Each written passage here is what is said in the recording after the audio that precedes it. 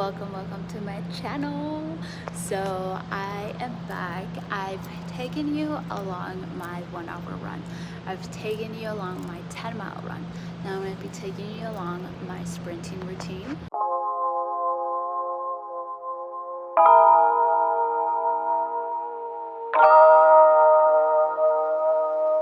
I am doing about 7 round intervals. We're doing 30 seconds full sprint, 30 seconds at a slower pace run for about 6 to 7 rounds. I am also doing it on an incline. I've only done it once, so far so good. So far I don't hate it, but who knows, we haven't done it enough to do it or to say if I hate it or not.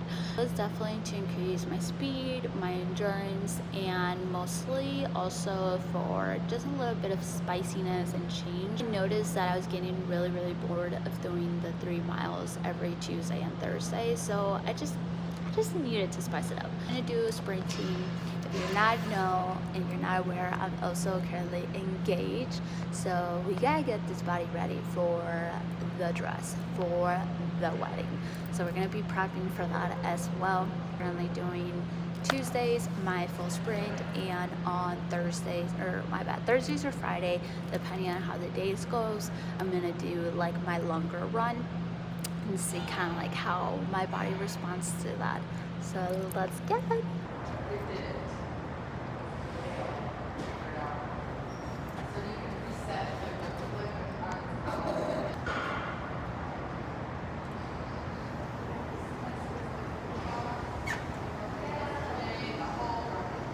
Let's do a little voiceover because I figured it would be extremely boring just to see me run. So I'm going to give you my thought process during the entire sprint. This is first round. Remember, 30 seconds in, 30 seconds at a slower pace. I'm currently running at a full sprint of about 10 miles per hour. I also noticed that I had to hold on to the treadmill a lot because I was just fearful of falling of how fast I was going. Round number 2.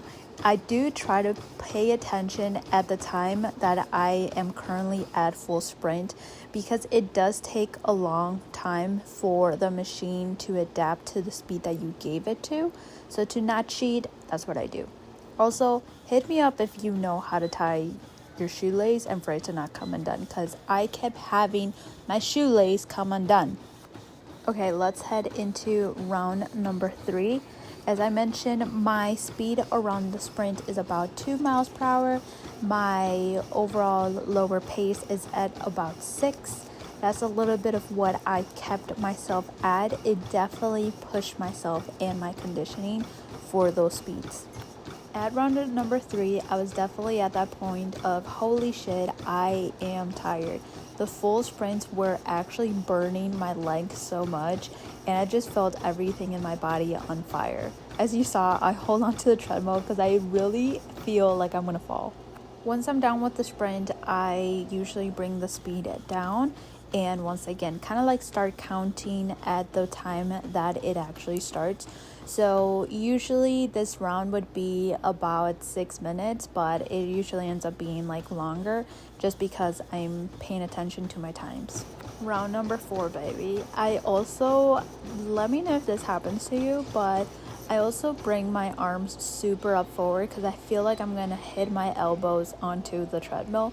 So I end up having this like super awkward, weird run. You can see at this point I'm dying. Like, I did not want to do this anymore. The sprinting tiredness and conditioning is so different than the conditioning and like tiredness of a long distance. You cannot tell me otherwise. So we continue with the sprinting. As I mentioned, 30 seconds in, 30 seconds out. You can honestly do this for yourself as well. There was periods of times that I actually needed a second to bring my heartbeat down a little bit because it was extremely fast. I'm actually putting this a little bit in like fast forward. You could see I took a little bit of my time to rest because my heartbeat was about to explode. And this is what I mentioned, like I really want to increase my conditioning, my stamina, and my endurance. So I'm completely okay understanding and knowing that I need a couple of rest periods in between. I don't shame myself because I, once again, have never done this. I also did notice that in today's session, I was very much tired in compared to the first time I did it. I do explain at the end of the video, but I do think that I went unintentionally faster in this session, and that's kind of like what killed me. So you're able to see now a full round of how it looks like as I am starting to jog and slowly increasing my speed. I'm always checking the clock because I do want to be making sure that I'm hitting the 30 seconds right on the mark, and I'm counting as the speed has hit the 10 miles per hour. I don't think you have to truly be a master to do this. You can do this by yourself at any level. I would just alter and change the speed levels to adjust to what you need to do at the moment. But as you can see, we're finishing off this round, and I do come off the treadmill just to, once again, bring my heartbeat a little bit low, but at the same time allow the machine to lower the speed that I have to start jogging up again. This is the last sprint and the last round, so at this point I am just bringing myself down and just hitting a little cool down on the treadmill. I really was extremely tired after this session, but it's also so good because in compared before where I had to stay there for 30 minutes, this was an easy about 10 to 15 minute run.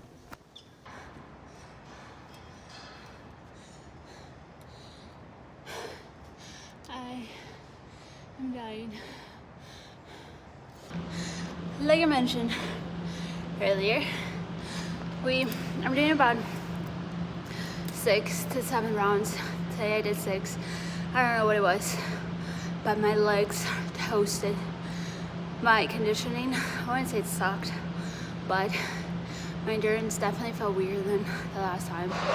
So I'm not really sure if I went a little faster or if I had that incline higher, which that could also be the reason of. But about done. I'm definitely tired. I'm so tired. If you have any questions or anything, let me know in the comments. I'm currently doing this, as I mentioned, for endurance, speed, fat loss. So I'm gonna be doing this today, then Thursday, Friday on my long distance. That I like to have that more of a mental strength or mental activity. You know, some people play chess. I run because I don't know how to play chess. But thank you for tuning in today's video. I'll see you in the next one.